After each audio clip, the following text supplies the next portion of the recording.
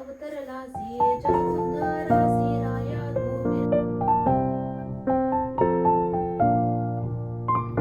Hello hi नमस्कार, मी मनीषा तुम्ही सर्वांचं स्वागत करते आपल्या चॅनलवर. तर आत्ता सकाळचे 9 वाजले, ऋतू स्कूलला गेलाय आणि माझी काहीच कामं जे आहेत ते आवरलेली नाही आहेत आज, कारण आज उठायला पण उशीर झाला, रात्री झोपायला उशीर झाला की सकाळी उठायला उशीर झाला. त्यामुळे आज गुरुवार पण माझा उपवास पण असतो, तर आजचं फुल डे जे रुटीन आहे ते मी तुमच्यासोबत शेअर करणार आहे.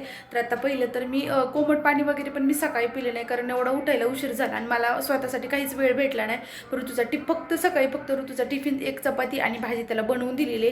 स्वयंपाक बाकी, पूजा बाकी, आज गुरुवार असतो मला, त्याच्यामुळे पूजा वगैरे सर्व गोष्टी माझ्या बाकी आहेत. तर आता एक एक गोष्टी सगळ्या मी करणार आहे. तर माझं आजचं रुटीन तुमच्यासोबत शेअर करणार आहे मी. तर व्हिडिओ शेवटपर्यंत आवडला तर व्हिडिओला नक्की लाईक शेअर आणि प्लीज आपल्या चॅनलला सबस्क्राईब. आणि त्याच्यानंतर लगेच घेतलं किचन आवरायला. एक चपाती केली काय आणि 10 चपात्या केल्या काय, पसारा जेवढा व्हायचा तेवढाच होत असतो. आणि मग पटकन जे आहे ते आवरून घेतलं. रात्रीचे भांडे वगैरे पण लावायचे होते मला, आणि ऋतूसाठी अगदी थोडीशी भाजी केली, त्यातलीच थोडीशी भाजी राहिली. ते दुपारी मग त्याला आवडलेली भाजी असली तर तो घरी आल्यानंतर म्हणतो की मला ती भाजी पाहिजे, मग त्याच्यासाठी थोडीशी भाजी पण ठेवली. आणि लगेच एका बाजूला जी आहे ती माझ्यासाठी कोमट पाणी पण बनवायला ठेवलं होतं. आणि सकाळी उठल्यापासून पाण्याचा अगदी एक थेंबसुद्धा मी पिले नव्हते, कारण पटपट पटपट कामं त्याची जे आहे तो स्कूलला गेला ना, मग मला थोडासा निवांत वेळ भेटतो. त्याच्यानंतर लगेच पाणी वगैरे पिले, किचन थोडंफार आवरून घेतलं आणि लगेच बेडरूम आवरून घेतले. बेडरूम आवरले की घरातलं अर्ध काम झाल्यासारखं वाटतं. आणि हा ब्रश जो आहे ना तो मी डीमार्टमधून घेतला. तर मी खूप साऱ्या व्हिडिओमध्ये सांगितलं, पण खरंच खूप म्हणजे सोफा असेल किंवा बेड असेल, सर्व गोष्टी ज्या आहेत क्लीन करण्यासाठी तो ब्रश जो आहे तो खूप छान आहे, म्हणजे यूज करता येतो. त्यानंतर सगळ्या ब्लँकेट्स वगैरे फोल्ड केल्या. आता हिवाळा एवढा सुरू झाला आहे आणि या मोठ्या मोठ्या ब्लँकेट्स पांघरायला छान वाटतं, पण घड्या करताना खरंच एवढं ओझं असतं की बास. त्याच्यानंतर झाडू वगैरे लगेच दोन्ही, म्हणजे देवाचं घर आणि बेडरूम जे आहे ते दोन्ही लगेच झाडू वगैरे मारून ठेवला. आणि हॉलमध्ये ऋतू जाईपर्यंत, म्हणजे उठल्यापासून त्याचा जाईपर्यंत जो आहे तो पसारा पडलेला असतो. त्याचे कपडे, त्याचे खेळणे किंवा त्याच्या बुक्स वगैरे सर्व गोष्टी इकडं तिकडं पसरलेल्या असतात. आणि मी ही लगेच आवरायला घेत नाही. सकाळी जेव्हा तो स्कूलला जातो ना तेव्हा मग एकदा सगळं आवरून वगैरे होतं. आणि त्याच्यानंतर लगेच जो आहे तो सोफा वगैरे झटकून घेतला. आणि टी व्ही युनिटवरच वरती ना सकाळी तरी सगळे वायर वगैरे काढलेले होते, ते सगळे एकत्र ठेवले. आणि न्यूजपेपर वगैरे जागेवर ठेवला. आणि आजकाल तर न्यूजपेपरचं एवढं झालं की फक्त दरवाजातून घ्यायचा आणि टी व्ही युनिटच्या तिथं ठेवून द्यायचं, एवढंच काम, म्हणजे वाचायला सुद्धा भेटत नाही. आणि म्हणून तर मी आजकाल त्यांना म्हणत असते की न्यूजपेपर खरंच बंद करा, कारण सगळ्या न्यूज वगैरे ज्या आहेत त्या टी व्हीवर तर चालूच असतात आणि पेपर खरंच वाचलं पण जात नाही माझ्याकडून तरी. आणि त्यांचा पेपर जो आहे तो क्लिनिकला आलेला असतो, त्याच्यामुळे 2 पेपर होतात. आणि पण मी वैतागले खरंच त्या पेपरला, कारण एवढे सारे पेपर साठलेत की बास. त्याच्यानंतर लगेच भांडे वगैरे लावायला घेतले.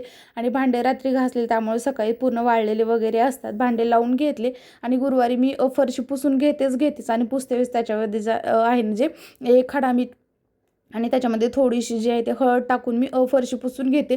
त्याच्यामुळे काय होतं की आपल्या घरामध्ये जी पण काही निगेटिव्ह एनर्जी आहे ती बाहेर जाते. आणि खरंच खूप छान वाटतं जेव्हा मी अशी फरशी पुसते तेव्हा. आता पूर्ण घरातली जी आहे ती फरशी वगैरे पुसून घेते आणि सगळ्यात शेवटी हॉलमधली फरशी पुसून घेते, म्हणजे कसं फॅन वगैरे लावल्यानंतर लगेच फरशी वाळून जाते. आंघोळ वगैरे केली, कारण मला आज हेअर वॉश वगैरे करायचा असतो. त्याच्यानंतर लगेच उंबरठ्यामध्ये हळदीच, म्हणजे प्रत्येक गुरुवारी जे आहे मी हळदीचं लेपन करते. उंबरठ्याची छान पूजा करून घेतली आणि आपली जी दररोजची पूजा असते ती करायला घेतली. पहिलं तर म्हणजे रेग्युलरची जी देवांना आंघोळ वगैरे घालून मी पूजा करते, तर आज छान असं देवांना घासून, म्हणजे मी काय करते देवांना पितांबरीनं घासत नाही तर दही आणि थोडंसं बेसन पिठाने ना खूप छान देव निघतात. तर या दोन्ही गोष्टी एकत्र करून जे आहे ते देव घासून घेते, एकदम छान नवीन चकचकीत असे देव होतात. त्याच्यानंतर लगेच स्वामींची पूजा करायला घेतल्या. तर स्वामींचे जे आहेत ना माझ्याकडे 2 फोटो आहेत. असं म्हणतात की देवाऱ्यामध्ये 2 फोटो नसायला पाहिजेत, पण आता ते योगायोगाने दोन्ही फोटो आमच्या घरी आलेत, त्याच्यामुळे आता ते मी दोन्ही फोटोंची जी आहे ती पूजा करते. पण आता बघू म्हणते की एक फोटो मोठा आहे तो हॉलमध्ये लावून घेईल, आता कधी लावेल काय माहिती नाही, पण असं म्हणते तरी. त्याच्यानंतर सगळ्या देवांची छान अशी पूजा वगैरे करून घेतली. आणि गुरुवार म्हटलं ना मला म्हणजे एक उत्साहाचा का दिवस असतो माझ्यासाठी माहीत नाही, खूप छान पूजा ते करायला मला आवडतं. आणि त्याच्यानंतर सगळे देवांना घासून वगैरे आंघोळ घातली. छान दिवा वगैरे लावून घेतला आणि छान पूजा केलेली आहे. मी इथं रांगोळी काढून धूप अगरबत्ती लावली आणि नैवेद्य तर मला बनवायचा होता, त्याच्यामुळे मी पहिलं तर नैवेद्यासाठी फक्त साखर ठेवली. तर इथे खूप छान अशी माझी पूजा झालेली होती. आणि स्वामींची मूर्ती माझ्या म्हणजे मागच्या आय थिंक सॅटर्डेला का संडेला ऋतूचे पप्पा जे आहेत ना, ते अक्कलकोटला गेले होते आणि त्यांनी येते वेळेस जे आहे ते वटवृक्षाखालची जी स्वामींची मूर्ती असते ना, ती आणली होती आणि मला त्याची देवाऱ्यामध्ये जे आहे ते स्थापना करायची होती. आता ती तेवढी मूर्ती तर माझ्या देवाऱ्यामध्ये बसणार नव्हती, मग म्हटलं स्थापना करून वरती जे आहे तसं म्हणजे प्लायवूड वगैरे टाकून जे आहे ना ते मूर्तीवरती ठेवून देऊन, पण तोपर्यंत जे आहे ते मूर्तीचा अभिषेक वगैरे मला करायचा होता. पहिले तर रांगोळी काढून छान असा पाट ठेवला, पाट स्वच्छ करून घेतलेलं होतं मी अगोदरच. त्याच्यानंतर हे लाल रंगाचं जे आहे ते वस्त्र अंतरलं आणि त्याच्यावरती पहिलं तर कोणतीही पूजा असेल तर आपण पहिलं तर जे आहे ते दिवा लावतो. तर समयाला मी अगोदरच लावून म्हणजे तेल वगैरे टाकून त्या ठेवलेल्या होत्या आणि तांदूळ त्याच्यावरती थोडंसं हळदी कुंकू वाहिलं आणि मग समयांची पूजा वगैरे करून घेतली.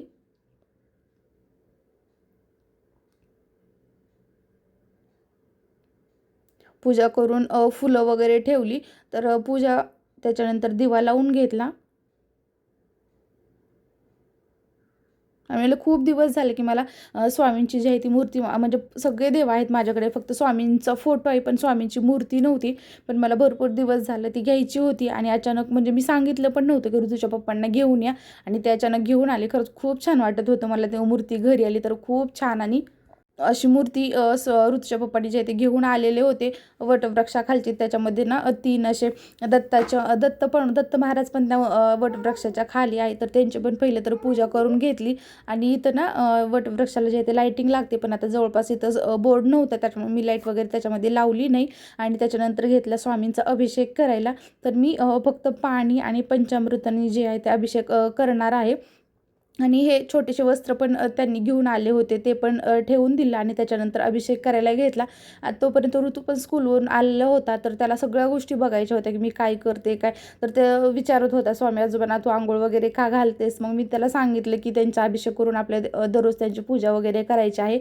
तर पहिलं तर पाण्याने अभिषेक करून घेतला आणि नंतर जे आहे ते दुधाने अभिषेक करून घेतला. तर असं मी सलग 5 वेळेस जे आहे ते दूध पाणी असं स्वामींचा छान असा अभिषेक करून घेतला. आणि त्याच्यानंतर त्या जे वस्त्र मी ठेवलं होतं त्याच्यावरती जे आहे स्वामींची स्थापना केली.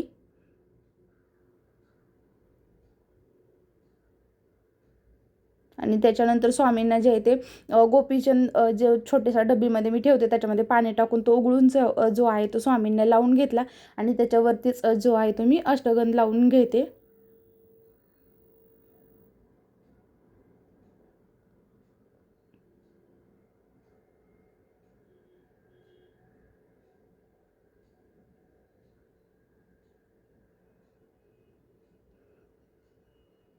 त्याच्यानंतर ही छोटीशी माळ जी आहे ती त्यांनी येते वेळेसच घेऊन आले होते स्वामींसाठी सगळंच.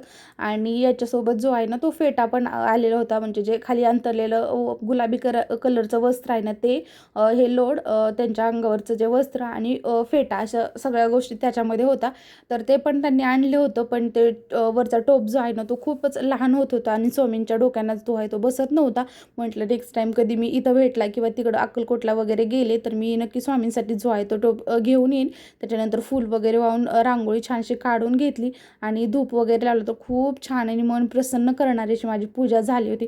खरंच स्वामी माझ्या घरी आले त्याचं म्हणजे खूप छान आणि घरात वेगळंच वातावरण जे आहे ते तयार झालेलं होतं.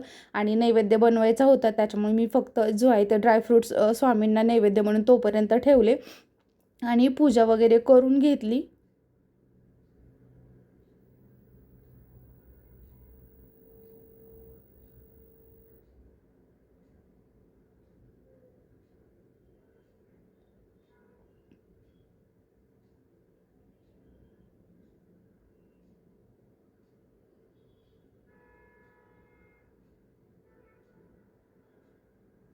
त्याच्यानंतर फुलं वगैरे ठेवून छान पूजा करून घेतली. आणि लगेच पूजा झाल्यानंतर मी जी आहे ती इथं आरती पण करून घेतली स्वामी महाराजांची. आरती गणपती बाप्पाची आणि स्वामी महाराजांची दोन्ही आरती मी करून घेतल्या. त्याच्यानंतर देवाला आरती वगैरे दिली, मी घेतली, ऋतूला दिली आणि आरती वगैरे इथं करून घेतली. खूप छान आणि खरं स्वामींचं रूप एवढं छान देखणं दिसत होतं की बस. दररोजच्या देवाची आणि स्वामींची पण इथे छान अशी पूजा झालेली. तर आता मी करणार आहे नैवेद्य. तर नैवेद्यासाठी असणारी घेवड्याची भाजी, डाळ भात आणि गोडाचं काहीतरी बनवेन आणि कांदा भजी बनवणार आहे. तर खूप छान आणि मनाला प्रसन्न अशी माझी पूजा झालेली आहे. आणि त्याच्यानंतर मग पूजा वगैरे झाली. घरामध्ये धूप सगळीकडे फिरवला आणि बाहेर एक धूपदाणी त्याच्यामध्ये धूप वगैरे लावला आणि लगेच घेतली मी स्वयंपाकाची तयारी करायला. तसं तर मी आज ना स्वामी महाराजांसाठी पिठलं आणि भाकरी बनवणार होते नैवेद्यासाठी, पण म्हटलं नको आता काहीतरी वेगळं करूयात म्हणून म्हटलं जे घेवड्याची शेंगा आहेत त्या होत्या माझ्याकडे, त्याची भाजी, डाळ भात, गोडासाठी काही शिरा आणि चपाती असं स्वयंपाक करायचा ठरला.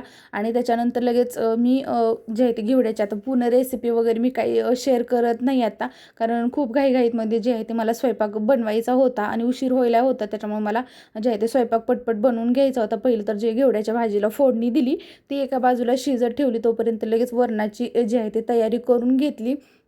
भाजी शिजत आली की त्याच्यामध्ये शेंगदाण्याचं कूट टाकलं, थोड्या वेळासाठी झाकून ठेवली आणि भाजी थोडा वेळ शिजायची राहिली होती म्हणून दुसऱ्या बाजूला जे आहे ते गॅसवर ठेवली. आणि तोपर्यंत भजीचं पीठ पण मी जे आहे ते बनवून घेतलं होतं आणि कांदा भजी स्वामींना आवडती म्हणून भजी पण वगैरे मी काढून घेणार होते. लगेच जे आहे ते वरणाला फोडणी द्यायला घेतली आणि पहिल्याच मी जे आहे ते चपात्या बनवून घेतलेल्या होत्या, जेणेकरून माझं पटपट जे आहे ते काम आवरून जाईल. लगेच डाळीला फोडणी दिली. इथं डाळ पण माझी तयार झालेली होती. दुसऱ्या गॅसवर डाळ थोड्या वेळासाठी ठेवली आणि लगेच जे आहे ते मी घेतला बनवायला रवा, म्हणजे सॉरी शिरा.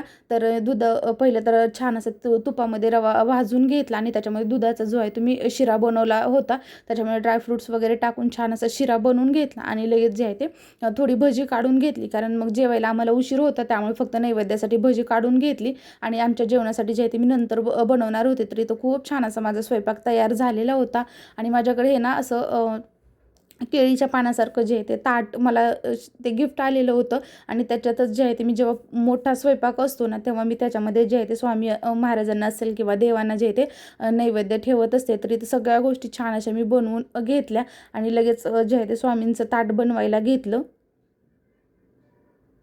आणि मी जेव्हा किचनमध्ये काम करत असते तर म्हणजे ऋतूचं असं होतं की त्याला सगळ्या गोष्टी बघायच्या असतात आणि तो लगे माझ्या मागंच म्हणजे त्याच्या सगळं फिरत असतो, हे काय ते काय. तर त्याला स्वामी महाराजांनी तर त्यानं मला एका म्हणजे किती मुलं लहान निरागस असतात ना, म्हटलं मम्मा उशीर झाला आहे, मी टिफिन खाल्ला आणि स्वामी आजोबांना तो आणखीन जेवायला दिलं नाहीस, त्यांना भूक लागली असेल ना, असं म्हणजे मला ऐकून खरंच त्याचं खूप छान वाटलं. आणि त्याच्यानंतर लगेच मी ताट बनवून दिलं.